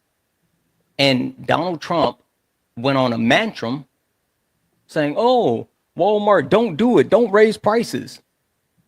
Literally, he got mad because Walmart, who imports most of their goods from China, what did he say? Took a massive hit. What did and Trump say? Walmart said that they were going to raise the prices due to the tariff, and Trump said, "Don't do it," and he was upset. Yeah, he said, "Eat the tariffs." Yes, exactly he did. What they should so do. wait, Lotus. Exactly so what wait, they Lotus, should do. Lotus. So if you already knew that, why were you dishonest and made me go all the way around to say it? What are you talking about? I told you exactly what I told you. No. You when I said, said, do you think Walmart should eat the tariffs, or do you think? No. I need you to focus on this for me for a second, Lotus. And this is not even like I want to pause where we are in the conversation, and I just need to genuinely understand what just happened. Go ahead. Right? Why is it that if you knew what I was talking about, you played like you did not until I said it, and then I said Walmart spoke out against the tariffs, which they did. They said they will raise prices if the tariffs go into effect. Trump turned around and said, you said eat the tariffs. You said Walmart lobbied against Walmart lobbied against Trump. They did. And you knew what I was talking about. Do you think Walmart is actively lobbying? You knew I said what did Trump say about Walmart? You said why was Trump mad at Walmart? Yeah. I told you why. And no, you didn't. No, you didn't. Like literally all you had to do was go to that point and the conversation could have continued to move. You made me go all the way around as if you didn't know, and then you said it. You said the quote word for word. Trump? Do you think Walmart should eat the tariffs? No. Okay, so you think they should increase prices? I think that's how business works. Okay, so you don't. I think that expecting any company to actually quote unquote eat the tariffs is absolutely insane, because that's not how business works. Okay, what about price controls like Kamala wanted to do, cutting down on price gouging? I believe in price controls, yeah. Oh, okay. That's is Donald Trump advocating for price control? Don't raise the prices. No.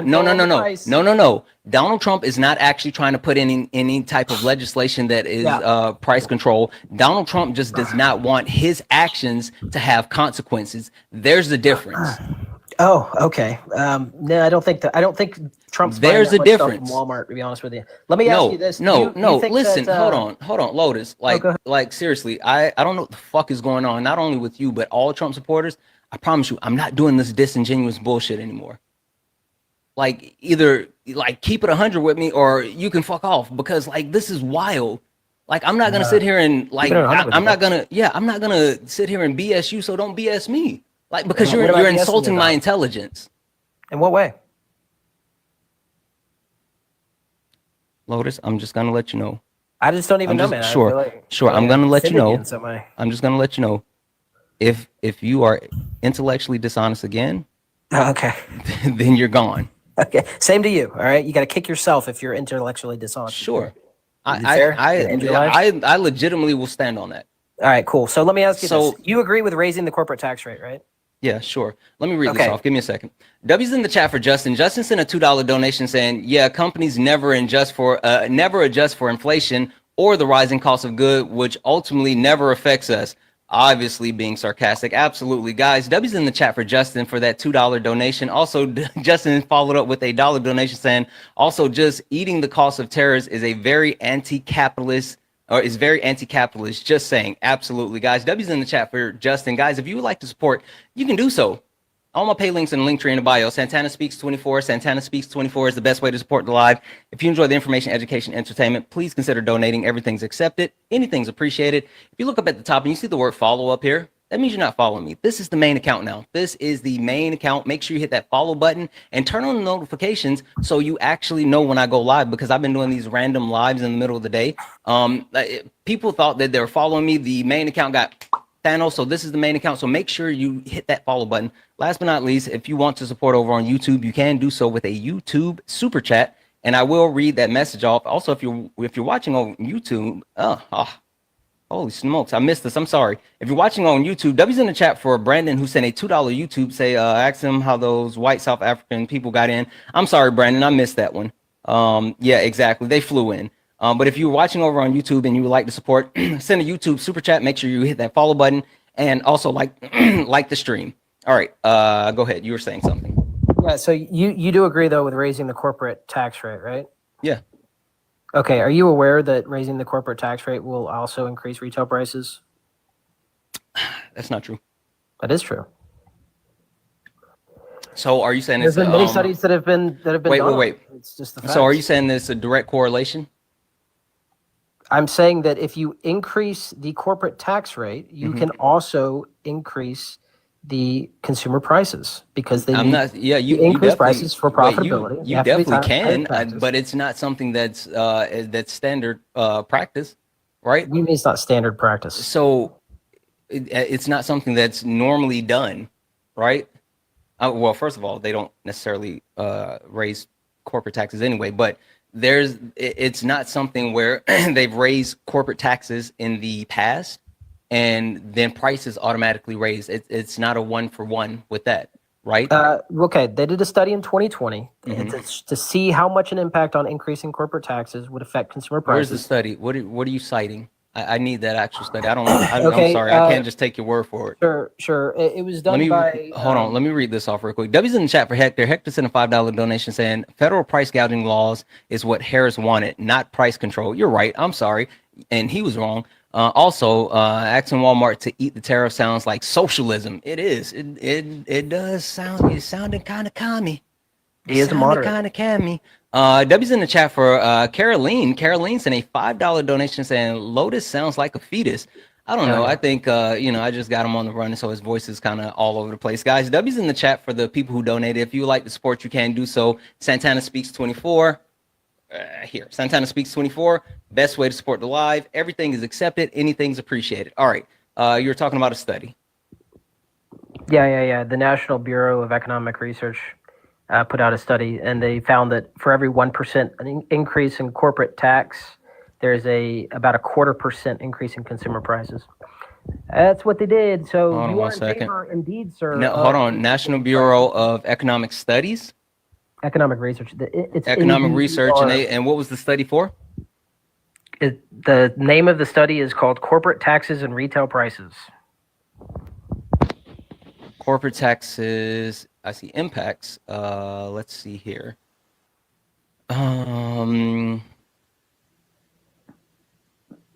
So I see. Let's see here. I see one that was completed about.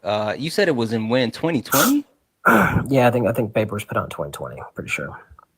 Okay. Actually, it looks like the paper was initially put out in 2020 and then has been revised in March of 2020. Still a work in progress. Looks like. I see October. I see October 2023, where it's how do corporate taxes affect the economic activity? And then I also see one that they published in 2014 to cut or not to cut the impact of corporate taxes. I'm not seeing what you're saying. This is called Corporate Taxes and Retail Prices, written by Scott R. Baker and Stephen Ting Sun. I don't Give me the title again. again. Number here. Let me give you the number for the paper. It's W27058. W27058. Yeah. Corporate taxes and retail prices. There you go. That's it. All right. There's a paper, whole though. PDF. Let's see here. Higher corporate taxes must result in lower payments to shareholders, lower wages, or higher product. You sneaky little bat. I'm not even gonna call you that word. You just tried to play me, Lotus. I just tried to play you, bro. I just gave you the paper. You were intellectually dishonest. That's bullshit, dude. That's not true. So you said that if corporate taxes were raised, it showed that you would have to raise Did you just product read prices. Did you just read that entire paper? No. Okay. No, but you Did know you what's read the funny about synopsis of reading the hold on. paper? You know what's funny about reading the paper, Lotus? Yeah. Like literally they gave a synopsis before you download the PDF that gives a direct impact, and the first sentence from your source literally says higher corporate taxes must result in lower payments to shareholders, lower wages, or higher product prices. So it's not saying that it's a one-to-one. If you raise those corporate taxes, that automatically the prices are going to go up. It's saying that one of those it's saying one of those three things have to happen. Okay. Do you think shareholders like lower payments? Do you think they usually go for that? Hey, Is that, just to be clear, Hey. is that something that do you they remember usually what do? I said? Do you remember what I said to you like maybe about 5 minutes ago? That you're going to run as soon as I bring more evidence? I said that if you are intellectually dishonest, That you're gonna run. so by you leaving out the fact, because I would have actually accepted this, but you This is made it such a seem like joke, it was bro. a Are one you for one. serious? I literally said it was not a 1-for-1, right? I said for every said- 1% increase in corporate taxes, you get a 0.25% increase. You literally said prices you according to have the to paper. raise. You said you have to raise prices if you increase the corporate tax rate. I said no, you don't. Brother, you said you yes. realize that There was a shareholders can study. take You less said there was pay a as well study. when it comes to Sure. a tariff. They can also reduce Hey, Lotus. their profit margin, and Lotus? they can take less. Shareholders Lotus. can take less. Lotus. So your argument is absurd, Lotus. bro. Lotus. Yeah, go ahead. I am. You run it. Sure. Jeff, you've been chirping a lot in the chat. Get in the box, and you're getting muted because who gives a fuck what you have to say in the comments? There we go. You Jeff. understand that Sure. tariffs would do Jeff. the same thing. If they Jeff. would either have to raise prices or the shareholders are going to have to take a cut, right? Who's Are you disputing that that, Jeff? dumb? How Jeff, dumb are you, Jeff, Santana? Jeff, who's How disputing dumb are that? you? Listen, Either the listen, you're a shareholders are gonna- fucking idiot and don't know what you're talking about. The shareholders Who are gonna take a disputed cut that, or they're Jeff? gonna raise prices, you Jeff, moron. who disputed that? Who disputed that? You're stupid. Jeff, answer the question. Exactly. And he ran. And you fucking ran. Fucking ran.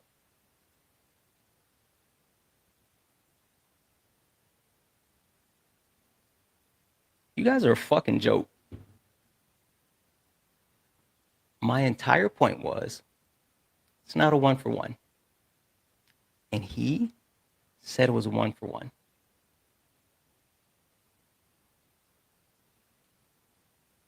I really don't think that I can keep doing this, because it's not only the fact that these Trump supporters are disingenuous, right? It's not that they're just disingenuous, but they're mediocre. They're disingenuous, they're mediocre, they lie, and they can't admit that they're wrong.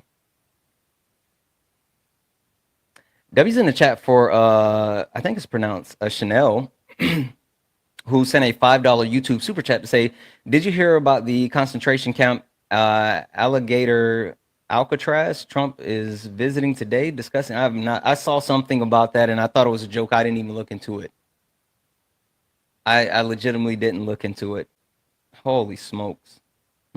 W's in the chat. Thank you so much for that YouTube super chat, guys. W's in the chat for Justin as well, who sent a $2 YouTube super chat. Why does MAGA prove your point through their own stupid explanation and then still not understanding? I don't get it. I don't get it. Like, legitimately, if you bring some information to me and it's information that I don't have, I'm willing to accept the information. Chris, get in the box. Tell me where I got cooked, Chris. Get in the box. I need you to come explain this to me. Get in the box, Chris. I need you to come explain to me, how did I get cooked? Yeah, what did you tell me about lunch? Chris, explain to me how I got cooked. Hold on, here I come. Man, you know you're not being genuine on that one, Santana. How? Tell me He how. literally said 1% to 25 to 0.25%. How? Wait, how am I being disingenuous? What did I say? Well, let me ask you this. No, Chris. I need you to answer. Chris, I need you this to is keep it part of- funky with me, because I know the rest of these Trump supporters won't. So I need you to keep it funky with me, Chris. I know I'm answering your question. So, how do you expect a corporation not to raise taxes when their taxes go up, but yet raise price? So they're not going to raise prices when the tax goes up, but yet they will raise prices when the tariffs go on. But see, Chris, my point was, because he said that raising corporate taxes means that the product cost is going to go up. I said not necessarily. I didn't say it wasn't true. I said not necessarily. And he said, yes, there was a study completed that shows that if you raise corporate taxes, then prices have to go up. I said, okay, show me the study. And that's what it was. It said for every 1% of taxes, No. What does it say? 0.25% of prices. What is this? I'm not saying that, but he said it's a 1-for-1, meaning that if this thing happens, then this thing has to happen. I keep saying that it's not a 1-for-1, meaning that there are other options. The shareholder. Well, there's always other. Then the same thing as options when tariffs go on. I agree. Shareholders can take a cut too. I agree. I literally agree. That's not going to happen. But I agree. But I never said that tariffs have to be 1-for-1. But what I did say is that historically we've seen when those companies have to actually see any type of increase as far as them paying something, then they pass on those increases, because his thing was same as tax hikes. Well, his thing was, tariffs aren't paid by the average consumer, and I was like, that's not true. That's my point, Chris. Why can't they just be used at one? Why can't we? And this same conversation is debunked interchangeably either way. It absolutely is. But my point, or tariff. Yeah, I agree, right? But I was never the one saying that the only way that you can increase the corporate taxes, is if people pay more. I never said that. That's what he was saying. And listen, he even left out the fact that they're literally in this study, says right here that higher corporate taxes must result in lower payments to shareholders, lower wages, or higher product prices. Like, if he would have said that, I would have been like, cool. Tell me when wages have ever been lowered in a mass scale. It doesn't happen. Yeah. Corporations have companies take pay cuts all the time, and this is for individual companies. I'm not saying like every company. Well, but yeah, companies make people take either pay cuts or they lay them off all the time. Yeah, they're here and there anecdotals, but it's not on no macro. Well, there's never been in recent history like an increase to corporate taxes to see if that's something that's just something that's going to happen. So pass it to see it. So what do you say? Pass it to see what What I'm saying is that higher corporate taxes have more benefits than they do have negatives, and even more than that, right?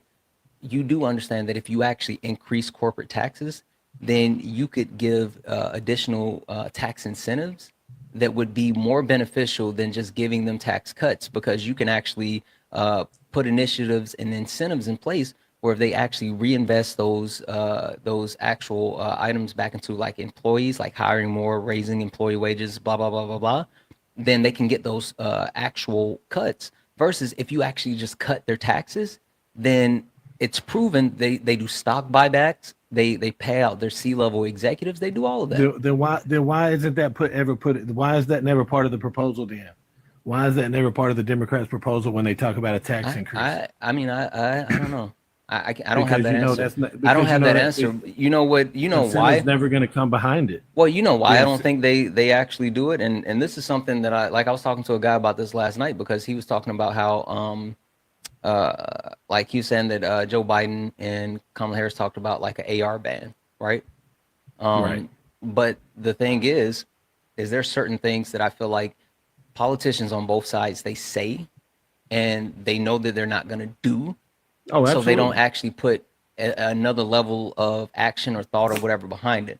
So like I've heard other politicians talk about those types of incentives that can be given, and that's why I looked into them more. But it's not. I can't say that like it's been a overall push. I mean, like even with Kamala Harris talking about how she wanted to target specifically taxing the rich. It wasn't even necessarily tax. It was closing tax loopholes. So she wasn't even talking about raising corporate taxes. She was talking about closing tax loopholes. I'm talking about raising corporate taxes. I'm pretty sure she talked about raising it too. She didn't. She didn't.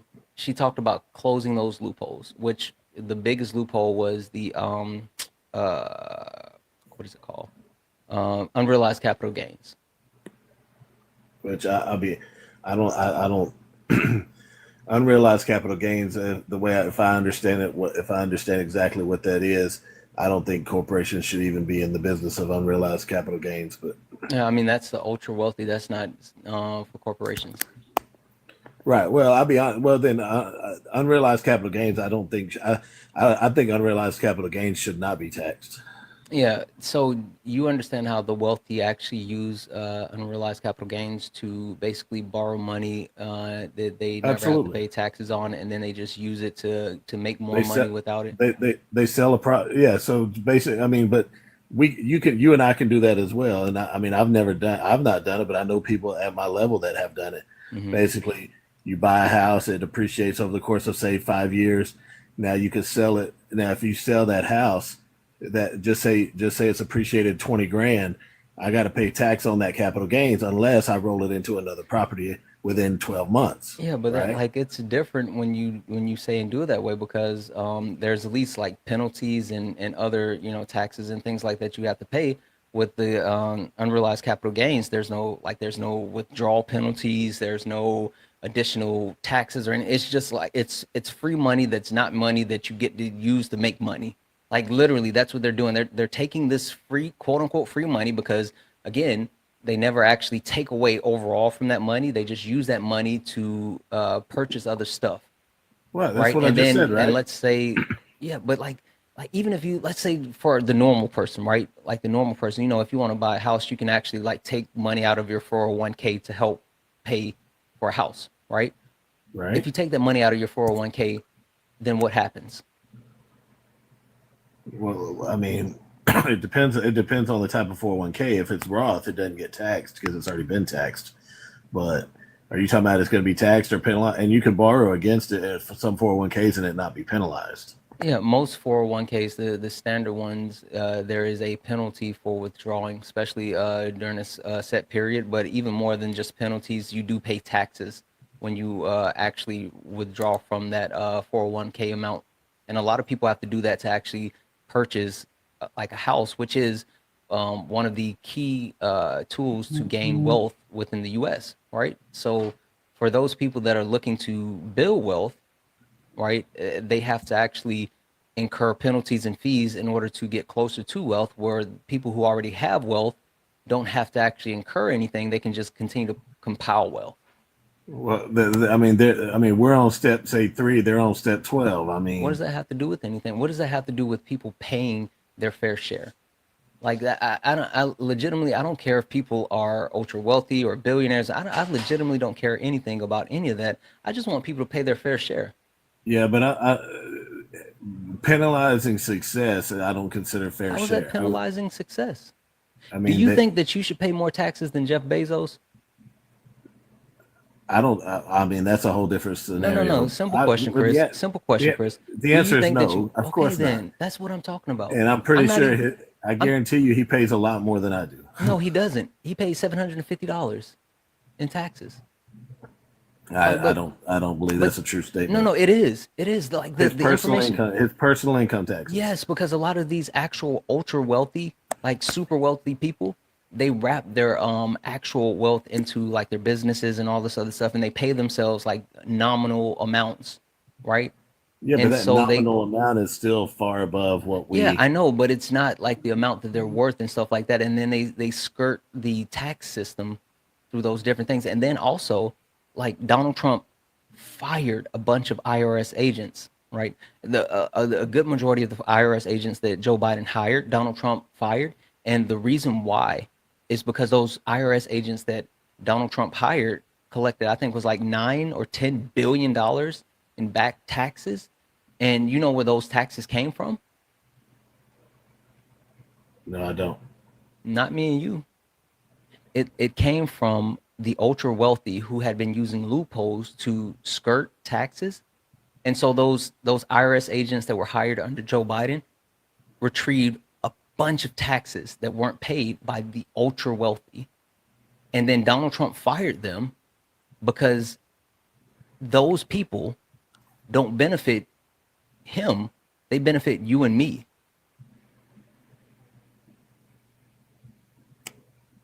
Do you think, like, Chris, if you were able to make your company, if you were even make, if you were solely responsible for making your company, let's say, an extra $1 million, do you think they're going to fire you? No. So what sense does that make, firing the IRS agents that were able to, collect that back 9 billion? I mean, I'm sure that wasn't the motivation. The motivation It was was. just to, well, that's your assessment of it. I mean, the So his motivation was his to his trim vindication, government as a whole. yeah, that was his actual vindication. But see, the problem with that and multiple quote unquote cuts that he's had is they've literally targeted cuts for entities within the government that generate more income than they cost. So they've cut different organizations that literally bring in more money than it costs to sustain those actual entities. So even if you want to say, oh, there's too many people, well, okay, cool. But why would you get rid of, programs or organization that's actually bringing in more money than they cost, and not just like a small amount, like a large amount more than they actually cost?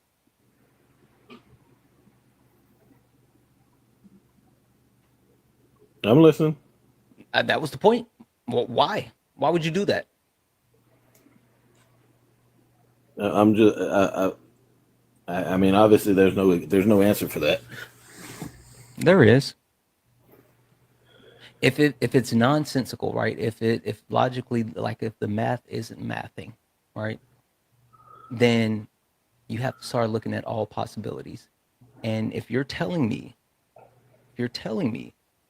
that the justification is eliminating waste, fraud, and abuse, but you're cutting organizations that not only have no fraud and abuse, but they are literally the opposite of waste, then there's no justification to actually cut those unless there's other nefarious reasons at play. Whether it be, a personal axe to grind, whether it be you want to shrink a certain department so it'll phase out by itself, like it can't sustain. Like there's multiple reasons, but none of them are positive. None of them are fiscally responsible.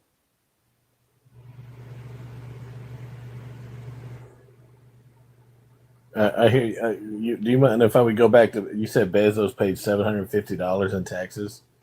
I might have conflated that with Trump, but he paid a small amount of taxes. Yeah, Trump paid 750. I can pull up the exact number with That's fine. Jeff But Bezos. according to Forbes 2024, Forbes estimated he paid 2.7 billion in taxes. Not 2024. It was before that.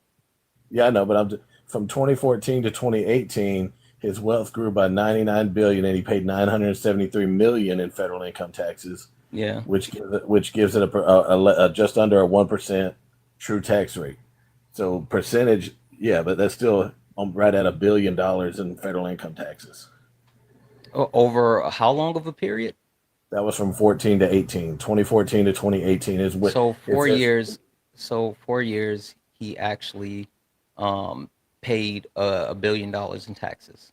Right. It says his wealth grew by 99 billion, and he paid 973 million in federal income taxes. So in 4 years, if his wealth grew It was a one. How It was much? less than a one. It was less than a one. It was just. It was 0.98% So of it. Of his. Of it. I so mean, I that's where have you're the getting to. actual breakdown. This is for IRS filings in 2017. Jeff Bezos, richest man on earth. This is from. I'm looking at the breakdown from 2014 to 2014 2018. Yeah. So Jeff Bezos, his wealth. Yeah, I see right here. His wealth grew $99 billion, Right. and he reported a total of $4.2 billion, where he paid $973 million. Right. So the reported wealth, there's a huge gap. You don't see a problem with it? Like he paid the taxes. He paid $973 million on the 4.2, but he was worth 99 billion. That again, I'm not saying like I want them to pay for everything. I'm just saying like pay your fair share. Like that rate doesn't make sense. So when you say fair share, are you advocating for a flat rate? No. I'm advocating for an actual rate that makes sense, right? I mean, like a rate where they're paying an equivalent, proportional amount to their income, right? Or they're even so. I guess the problem is how can you I can tell you justify this. being worth 99 billion, and then, or I'm sorry, the additional 99 billion that came in, but yet you're only paying taxes on like 4 billion. That doesn't make sense. But again, that goes back to the point that I was making, which is Somebody like you said 75% would be a start. Really? yeah. I mean, but my point is just like if you close those loopholes, like the unrealized capital gains, you close those loopholes, and then you fix some of the problem. That's the point. I don't have a problem with closing loopholes. I mean, I don't have a problem with that at all. I tell you what I would advocate to more is me personally. I'm more on the lines of a consumption tax versus an income tax. To be honest, I'm not. and the reason why I'm is not. you don't penalize people for saving money. Welcome in, Now you Danny start, Raid. Welcome in, Danny Raid. I'm not. But well, the reason being though is because we understand that people in the middle and lower class consume at a much higher rate than the ultra wealthy, right? I mean, they literally spend more of their income while the ultra wealthy just save. they spend it in I would say they spend it just in a different way. They're still consuming. They're just not consuming. But and a consumption tax, and the way I've always looked at it is necessities and things like that are on the very low end of that percentage. It's a like luxury items are taxed higher. Luxury like food You is know what's taxed. funny? Go So ahead. the same actual information that you gave me, right? Um, Going from 2016 to 2018, it looked at the amount of taxes that Jeff Bezos paid, and even though his wealth jumped and went up to 127 billion, his taxes never really fluctuated at all. They went up just a tick, Yeah, which is wild. I agree. The loophole. I mean, I don't know that unrealized capital gains would have fixed that, but I mean I mean, I'm sure it helped. Mm. All right, Chris. Well, I'm gonna let you go. I'm glad you came up because you were a palate cleanser. I mean, like the issue that I had with the people before you is that they were being intellectually dishonest, and that's just the point that I couldn't get past. Right, and I got you, and I appreciate it, and I Yeah. can appreciate it. Yeah. All right, talk to All you right. later, man. Perfect. Thank you. All right, guys. So I'm thinking, there's no one else in the box. There's no one else in the box. There's no one else in the box. I think I'm gonna kick rocks, pound sand. I think I'm gonna take off. Santana, you push hate. Ray, you think so? Come up and explain to me why I push hate, Ray. Get in the box. Ray, I will give you the floor. Ray said, we're gonna mute Ray. We're gonna mute Ray until he comes up. Ray said that I push hate. Sure. Tell me how I push hate, Ray. Please explain it for me. I'll wait. We'll give Ray a few minutes to see if he comes up. Ray said that I push hate.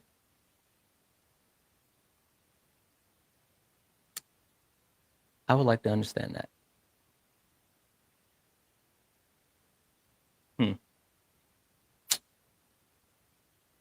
I guess it's a no-go.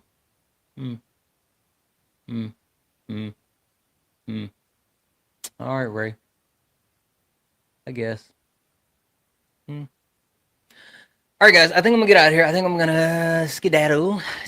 I will be back later this evening for late nights, where we have a great discussion plan, where we will continue. We'll continue our conversation around the. So for people who have not been, first and foremost, guys, if you look up here and you see the word follow, that means you're not following me. Go ahead and hit that follow button. This is the main account now, right? The other account went bye-bye. So you might have thought that you were following me, but you realize that you're not following me, because if you look up here and it says follow, that means you're not following me. So go ahead and follow me, right? Hit that follow button. And also turn on the notifications so you know when I go live, because I've been doing like these random midday lives, and I'm, I don't know when I'm going to do these. They said, so I was having a conversation. It's like, are we going to make this a thing? And I was like, I don't know, because I don't know when I can do these. It's just that I legitimately have free time at this moment today. So I don't know if it's a thing. So there's that. But turn on the notification so you know when I go live. We will have late nights this evening. We will continue our conversation. We've been going into, we started with the premise of getting to know yourself and realizing like your biases and things along those lines.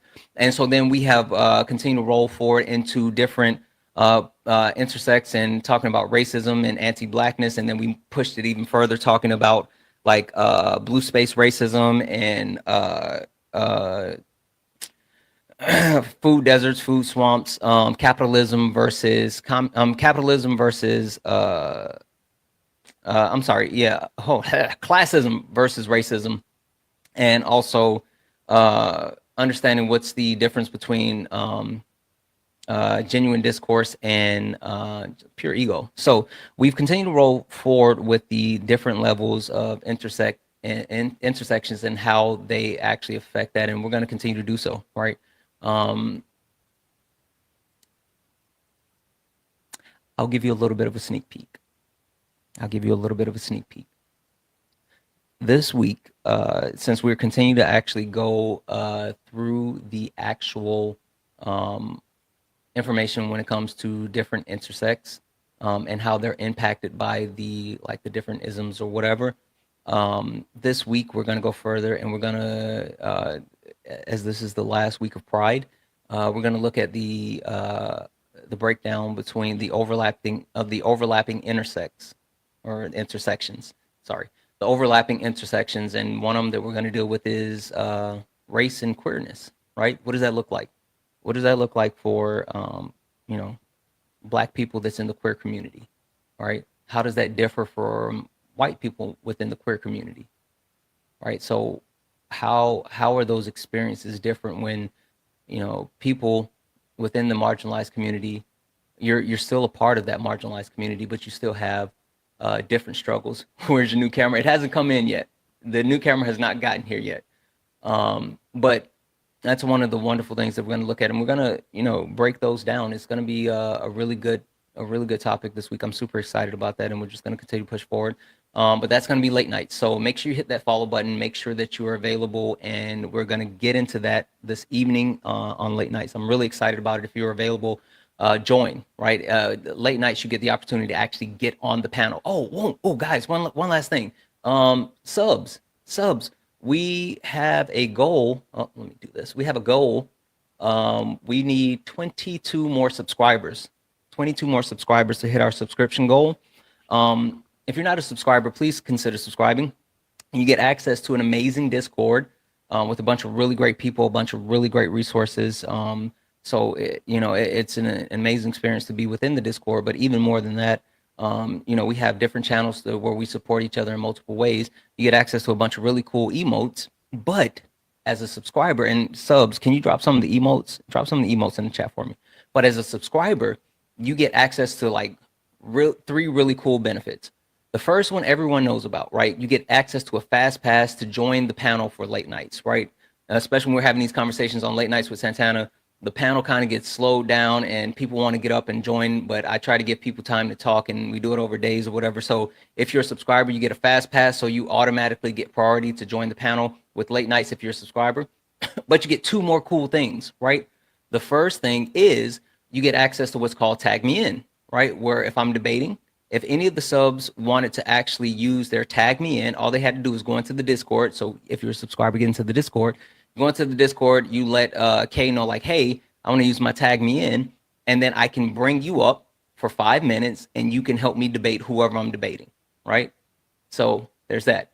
And then last but not least, with Brunch with My Creator, you get access to what's called My Question, where with My Question, whatever creator I'm actually interviewing, you get priority to come up and have your question answered by your favorite creator. So if you're not a subscriber, go ahead and grab a subscription. You get all of those really cool things. It's really worth it. I try to make sure that I, do things that I think my subscribers would enjoy. So there's that. All right, guys. Again, last call for follows. Last call for follows. If you look up here and if it says follow, that means you're not following me. Go ahead and hit that follow button. This is the main account. Hit the follow button. Turn on the notifications. I will be live this evening for late nights. We're gonna go ahead and get out of here. Let's hit this outro. Twice emotional stability. Guys, like this was an interesting. W's in the chat for Justin sent a $2 donation saying, thank you for all that you do. I enjoy being able to catch a live. Listen, Justin, you know your family. I appreciate you so much. I love you, my brother. I hope you've made it safe.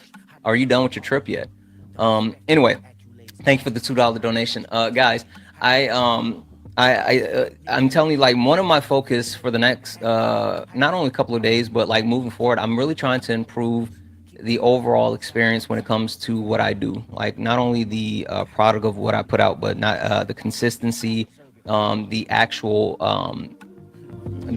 substance behind what I do. So I hope that you guys not only give me a follow, but you join me for the ride.